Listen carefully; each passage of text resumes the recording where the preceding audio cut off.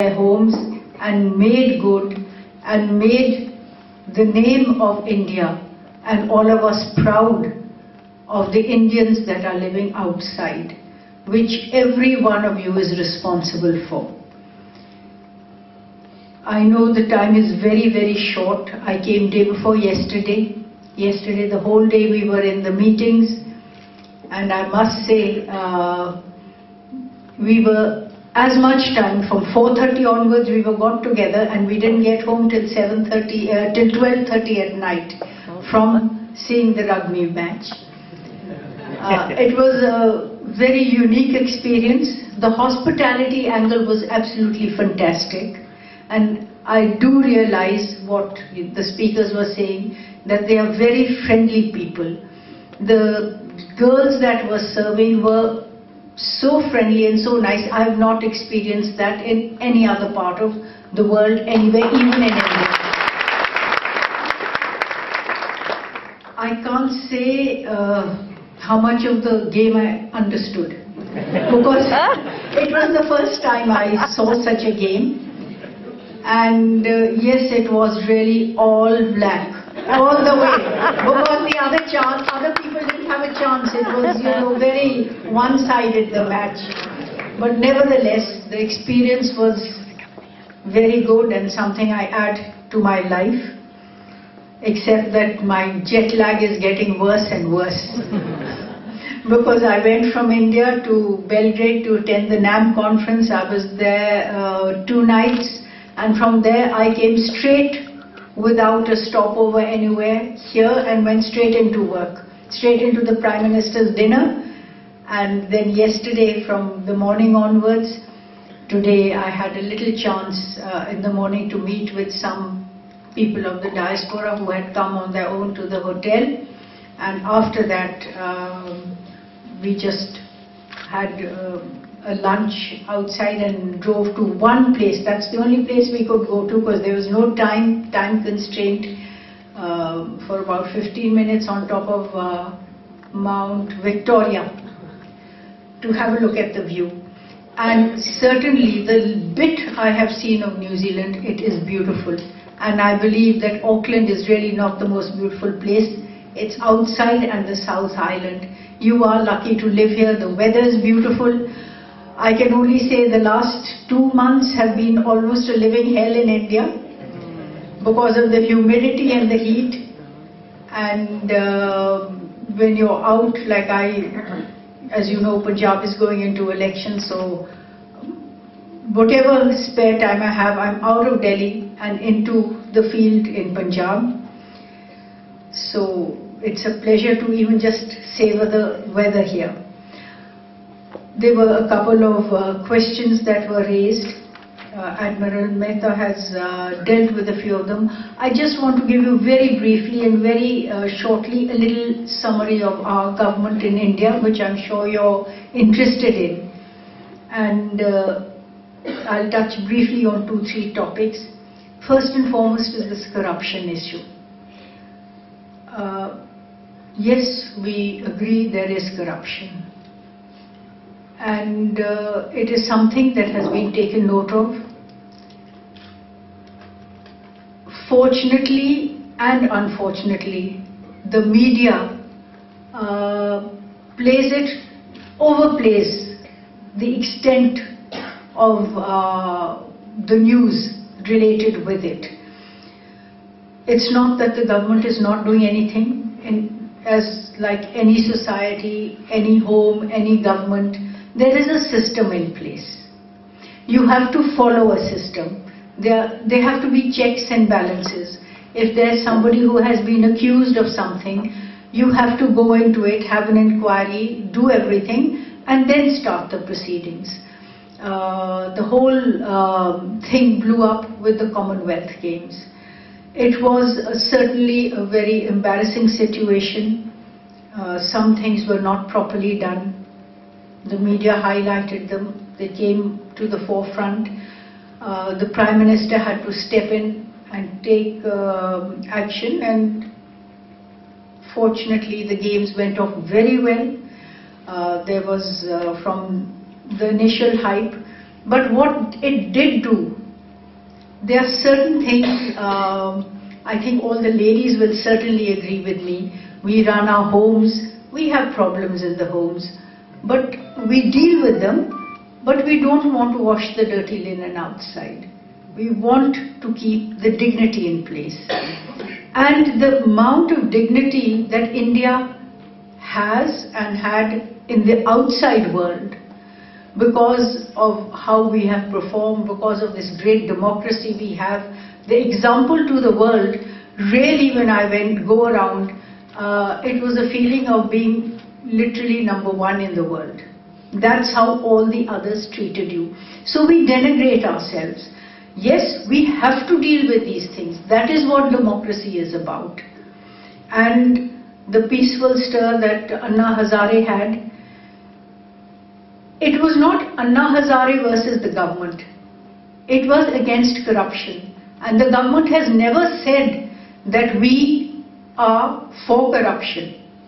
Because the steps that the government took, as you have said yourselves, Paul Singh ji also said so, the way we have gone about it, never before has the government indicted and imprisoned its own ministers, its own senior workers, everything. The opposition has yelled and screamed, and always the media wants something that is very sensational. But when it came down to the fact that their own chief minister for so many years has been corrupt, has been till it became to a point, because this movement was building up and they were fanning the movement, that they had to show something. And with great difficulty, after over a year of this coming to, they managed to get that chief minister to resign. So instead of treating it as a common issue, it's something that every Indian has to deal with. It doesn't matter where, and if you are in government, certainly it is your position to deal with it. And it is being dealt with.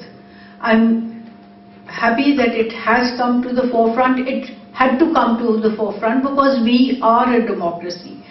And the people are very empowered. They have the right to do whatever they want to do. And this Right to Information Act, it's good and bad, but it certainly has empowered everybody. These are all path-breaking laws which UPA 1 brought in. Dr. Manmohan Singh's government, the last government, brought all this in. That is how all this is coming out. That is how we are being able to deal with it. This is something everybody must understand. Whether it is, and then there was this great growth story because of the reforms in 1992 that were taking place, of liberalization, of foreign direct investment coming in, of people not having license Raj, so that they could all give way and go ahead and work and make go of it and come up #1 in the world. Wherever you are, they have done very well. And this was also the brainchild of Dr. Manmohan Singh when he was finance minister in the Congress government. So all these things have led up to the position we are in. All these things have led up to what, how we have to clean our society. And everything is taking place. Certainly when things happen and you are at the helm of affairs, you are morally bound to take the responsibility for them, which we have taken. And we will face, and after another 2.5 years, we will face the public again. And whatever the verdict is, fine, it will be there. But we just hope that there is a continuity of what has started. This great GDP growth. I remember somebody asking Mrs. Sonia Gandhi, I was sitting there, that why is it that you don't talk about this so much? It's fantastic. She said, yes, we are very proud of it, but till the effect of that filters down to the poorest of the poor, I don't think it's fitting that we should be bragging about it. And with that in view, the Mahatma Gandhi Narega scheme, the rural health scheme, the midday meal scheme. The funding has never been, you name it, any department, and in the budgetary allocation there has never been so much money that is being put into all this. Now all this has to be translated, it goes through the state governments. The state governments that translate it well get the kudos. The money goes from the center. The Bihar state government, he's not a Congress or a UPI ally chief minister.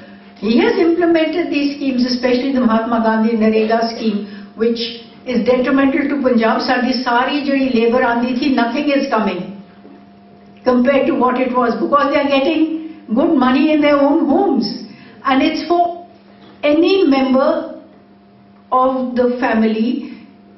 It doesn't matter if you have 10 members or 2 members or what, everyone gets a job card and can work and will get the pay.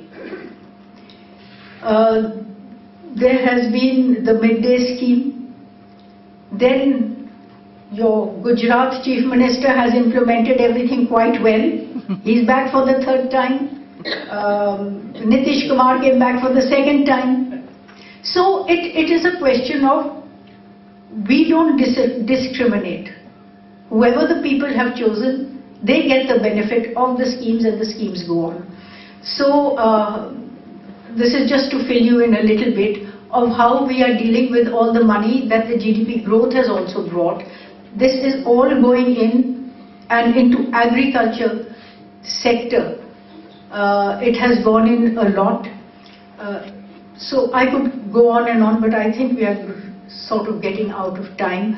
But all I want to tell you is that yes, we are a great country, a democratic country, and you're a great diaspora that has come from there.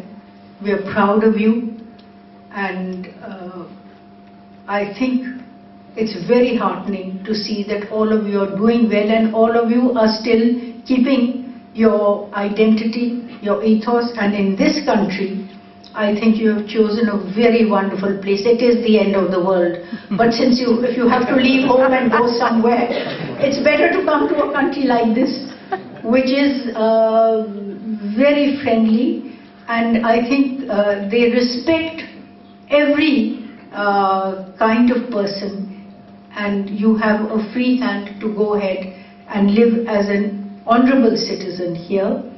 So thank you very much.